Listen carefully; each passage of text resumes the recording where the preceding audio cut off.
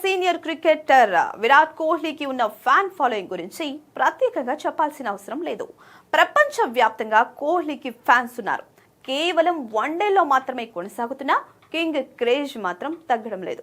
అతడి కోసం ఫ్యాన్స్ ఏం చేయడానికైనా సిద్ధమవుతున్నారు. తాజాగా ఓ అభిమాని కోహ్లీపై తనకున్న అభిమానాన్ని వినూత్నంగా చూపించాడు.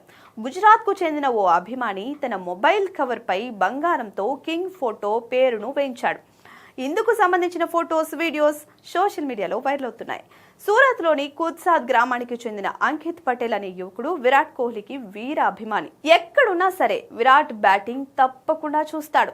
కోహ్లీని కలవడానికి 3 సార్లు లండన్ కూడా వెళ్ళాడంటే అంకిత్ అభిమానం ఎలాంటిదో ఇట్టే అర్థమవుతుంది. అయితే 3 సార్లు లండన్ వెళ్ళినా ఒక్కసారి కూడా కోహ్లీని కలవలేకపోయాడు.